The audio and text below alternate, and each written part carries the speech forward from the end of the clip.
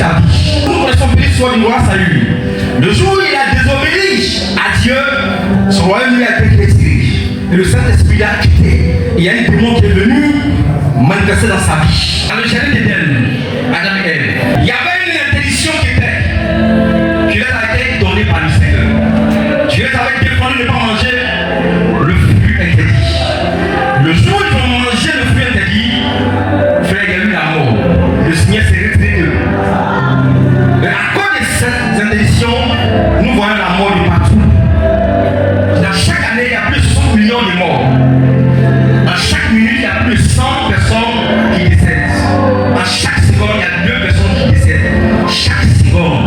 À cause de ce manque, à cause de cette interdiction qu'ils n'ont pas observé. Voici l'histoire d'un homme, Samson.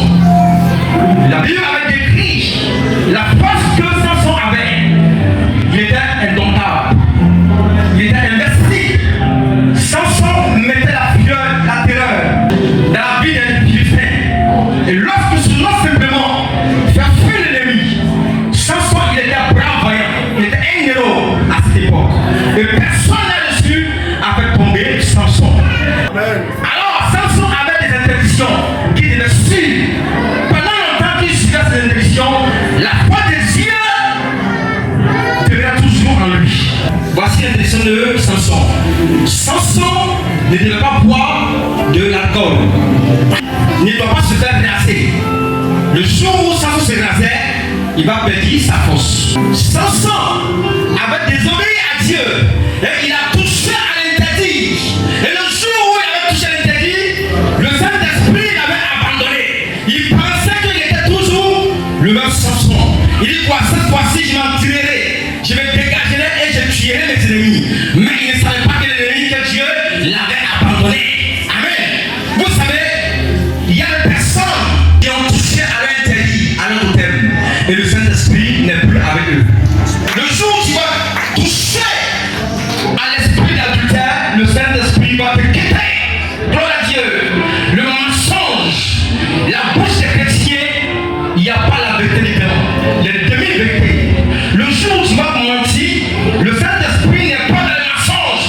Les artifices des Isabelle, les maquillages, ça ouvre les portes aux esprits. Le jour où tu vas toucher au maquillage, le Saint-Esprit n'est pas là-bas. Frère, quand tu écoutes un peu l'histoire des Samson, ça fait pleurer. L'homme qui tuait un lion. À minuit, la Bible dit qu'il a tué 1000 personnes avec une mâchoire d'âme. Nous sommes consacrés à Dieu. Quand tu es consacré à Dieu, ce n'est pas partout qu'il faut marcher. Il y a des règles que le Seigneur te donne. Quand tu es consacré à Dieu, tu deviens pour le Seigneur. Et tu deviens un citoyen céleste. Alors un citoyen céleste a sa manière de vivre. On parle de l'histoire des messieurs. On l'appelait ancien puissant. Il était puissant.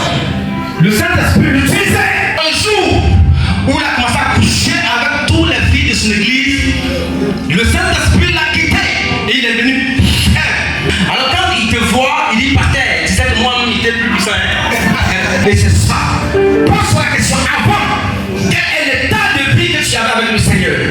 Quelle était la joie que tu manifestais dans la présence de Dieu? L'amour pour les frères. Revois ta vie. Les visions que tu avais. Revois ta vie. Tu pouvais prier 5 minutes par jour. Quand tu veux dormir, Seigneur, toi-même tu le sais où je suis fatigué. Amen. Le Saint-Esprit t'a quitté. Alors Seigneur, je vais remettre ça demain. Dès aujourd'hui, je n'ai pas pu prier. Demain, je vais devenir à la charge. Le Saint-Esprit t'a quitté. Seigneur, Amen. On est il y a un monsieur même avant de manger. Il a écrit sur son mur. Seigneur, toi-même tu vas. Amen. Il est devenu vite et vite. Ça fait rire. Ça peut pleurer. En fait, ça fait rire lui. Mais toi qui ris, est-ce que ta vie n'est pas semblable à la vie de Samson? Tu chantais très bien. Tu manifestais la puissance dans les chants. Tu composais les chants. Tu avais le désir, l'amour de chanter. Le jour où tu as couché avec ton compagnon de péché, Dieu a retiré son esprit et tu n'arrives plus à chanter. Tu as oublié tous tes cantiques. Dieu pourrait te dire, sors la vie, voici les animaux. Ils sont en train d'aller en enfer. Et tu sortais avec la puissance de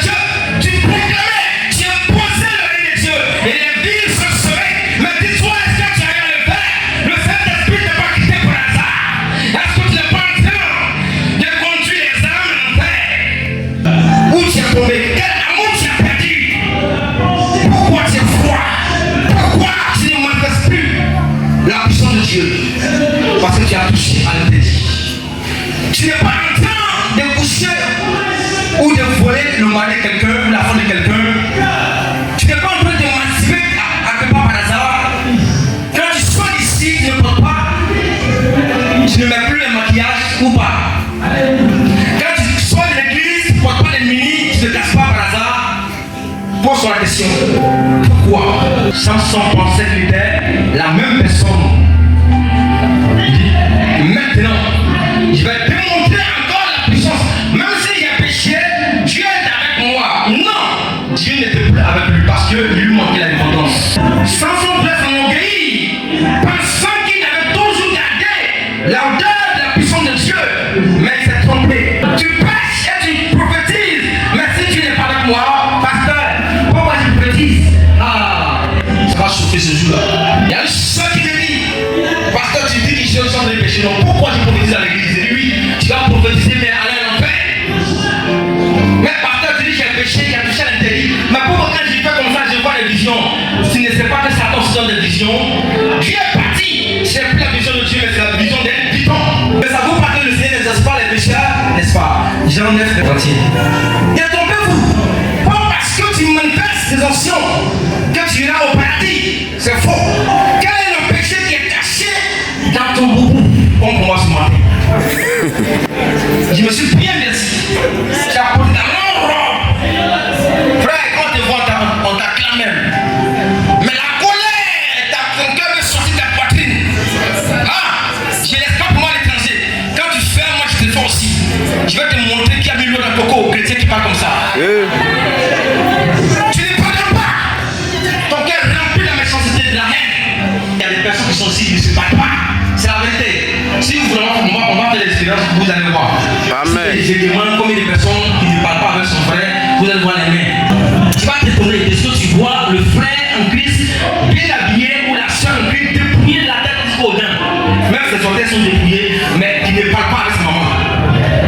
Tu es fâché, acclame. Le jour où tes ennemis vont te saisir, ils vont te crever tes yeux. Si tu as des visions, tu ne verras plus jamais. Le jour où ils vont te saisir, ils vont te lier, te ligoter comme Samson. Et ils vont te jeter en prison. Le jour où ils vont te saisir, ils vont te détruire, atteindre à ta bénédiction. On m'a démontré qu'on dit tourner à la meule. Frère, ça fait pitié.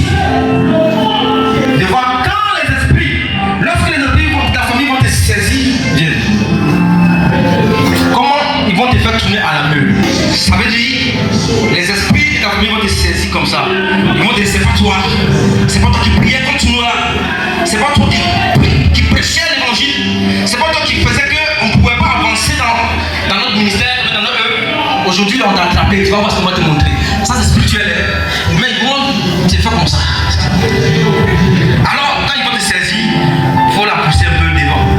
Derrière. Voilà. Il faut la pousser un peu. Voilà. Il faut la pousser.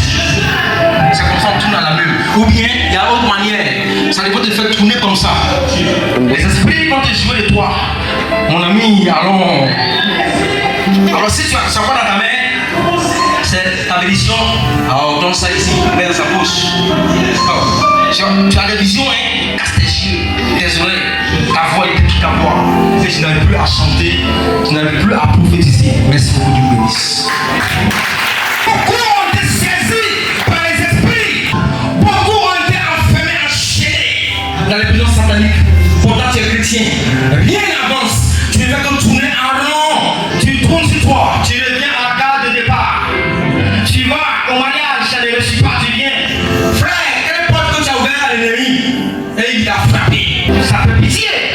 Des fois, un bouchon, comme on le dit dans le monde, qui est tombé.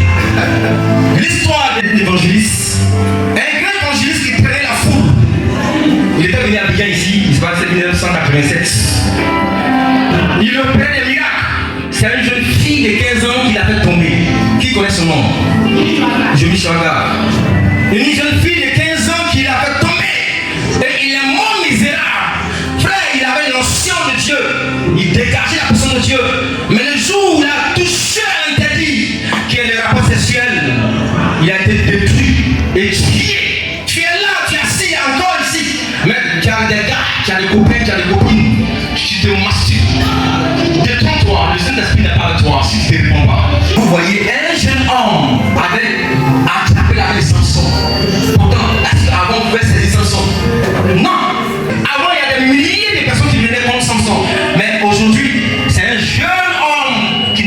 force. Un bébé, un démon bébé, logique va te saisir, il ne va pas te rater. Un bébé démon qui fait maternelle, qui apprend à s'envoler, logique va te saisir, il ne va pas te rater. Et c'est lui qui a attrapé Samson. Il lui a donné, même il sort d'exagérer, il a donné pour ta main. Viens ici, on t'appelle, viens divertir le roi. Samson dit, oh, je suis fini. Je suis fini. La Bible dit quoi? Il s'est rappelé qu'il y a un Dieu qui est puissant, qui peut le restaurer. Et il a commencé à faire quoi? Le 29 à 30. Il a imploré la grâce de Dieu. Il dit quoi? Alors Samson invoqua l'Éternel et dit, oh Seigneur éternel, souviens-toi de moi, je te prie, oh Dieu. Donne-moi la force seulement cette fois. Et que d'un seul coup, j'ai dit vengeance des Philistins pour mes déchirures. Qu'est-ce qu'il faisait ici, Samson? La repentance. Il demandait pardon à Dieu lorsqu'il a commis le péché. Il dit que Samson avait retrouvé la force qu'il avait perdue. Alors si tu reconnais tes péchés, tu sais que tu as péché, tu as fait ce qui n'est pas bien à Dieu, tu reconnais tes transgressions, tes torts. Le Seigneur est fidèle et bon pour te pardonner, non seulement pour te restaurer encore davantage. Dieu te dit, si tu as perdu tes visions, c'est le moment de retrouver tes visions. Il me plaît avec le Seigneur, quand il te donne, il multiplie. L'histoire d'un fils prodigue dans Luc 15. Il avait péché contre son père. Il est parti aller se prostituer avec les femmes. Et lorsqu'il s'est remis en cause, il dit, oh Seigneur, j'ai péché contre toi et mon père. Il est juré. Il a fait un pas chez mon père. Et je lui dirai que j'ai péché. Je ne suis même pas digne d'être appelé ton fils. Prends-moi comme l'un de tes mercenaires. Il était en train de demander pardon à Dieu. Et il a dit quoi? Quand le père l'a vu venir, le père était heureux et content. Et le père dit, appelez-moi. Le fils que vous voyez était perdu, mais je l'ai retrouvé. Alors, si tu es perdu dans le péché de l'alcool, de la masturbation, le Seigneur t'a dit qu'il va te retrouver ce matin. Il tuyant le beau gras et donne-lui. Il lui a donné le manteau. Le père lui a donné un manteau nouveau. Le manteau représente quoi? La justice ou la restauration. Le père a pourvu sa nudité. Donc quand le Seigneur tu reviens en lui, il te restaure, il couvre ta nudité. Est-ce que tu as perdu avant, lorsque tu n'étais pas, lorsque tu étais dans la présence de Dieu, alors ce que tu ne manifestais pas beaucoup, il te donne encore plus d'avantages. La Bible dit quoi? Il lui a donné un manteau, une robe, qui représente la justification ou la restauration. Et il lui a donné quoi d'autre? Une alliance, n'est-ce pas? Ou un anneau qui représente l'autorité sur les démons. Et tu as une autorité sur les esprits qui te fatiguent désormais. Quand le Père te restaure. Il lui a donné quoi d'autre? Une chaussure. La chaussure représente la liberté. Là où tu ne pouvais pas rentrer désormais, le Père te donne l'autorité de pouvoir rentrer sur les démons, marcher sur les serpents, détruire les bases, arracher ce qui a été volé par les démons. Alléluia! Tu as la liberté en Jésus. Le Père sait qu'il avait perdu son fils, mais alors je dois le glorifier en lui donnant des belles chaussures, un anneau d'or et un manteau. Quand tu perds tes dons, quand tu perds ta grâce, et quand tu demandes pardon, tu reviens en Jésus, il t'ouvre tes dons. C'est-à-dire si tu avais 2 dons, il te donne 4 dons. Si tu avais 5 dons, il te donne 10 dons. Pourquoi? Il va te fortifier désormais pour ne pas que tu tombes. L'ennemi va venir, il ne va pas laisser prise. Quel est le péché que tu chéris tant? Quel est le péché que tu as gardé longtemps, qui est ton péché mignon? Quel est le mal que tu as gardé encore dans ta maison, dans ta chambre? Ça fait 5 ans que tu es ici avec les prières, mais tu as encore des rouges à lèvres dans ton placard. On va le fouiller désormais dans mon placard. Tu es ici, mais tu as encore des pantalons. Quand on n'est pas là, tu prends, et puis tu sauves Dieu des fois. L'ennemi n'est pas en train de jouer avec nous. Satan n'est pas notre camarade. Si Satan te saisit, il va faire ta sauce. Si Satan te saisit, frère, il n'y a pas de deuxième chance. Je suis allé prier pour une soeur un jour au village. Et quand la soeur tombe dans le péché, elle revient, Dieu la restaure. Elle tombe dans le péché, elle revient, Dieu la restaure. Et le jour où je suis parti prier pour elle, et le Saint-Esprit me disait que c'est ta dernière grâce. Si elle soit soir à mourir. Elle pense que Dieu a te menti. Le soir est sorti, quelques mois après, j'apprends qu'elle est morte. Il n'y a pas de grâce, il n'y a pas de deuxième chance. Ceux qui pensent que Dieu, non, je vais aller pécher un peu plus de qui va me pardonner, c'est faux. Satan, il est en colère contre les enfants de Dieu. Tu n'es pas en train de compétir avec lui. Satan a détruit la vie de chacun de nous à cause du péché qu'on a toléré.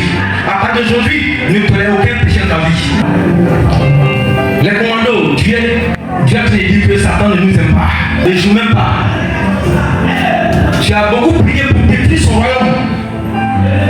Le jour où il va dire ceci, pour toi, il n'y a pas 1014, il est jamais.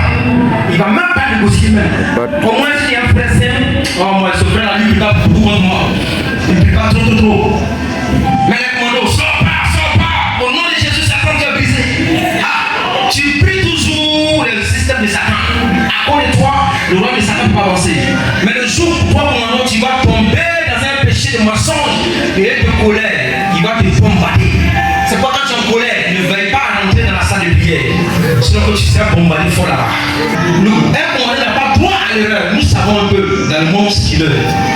Les corps habillés n'ont pas droit à l'erreur. Le commandant qui ne parle pas avec son frère. Puissant. Ou sa soeur. Matin, tu m'as dit mal. Pourquoi je suis sorti matin et puis tu me dis mal? Il y a quoi?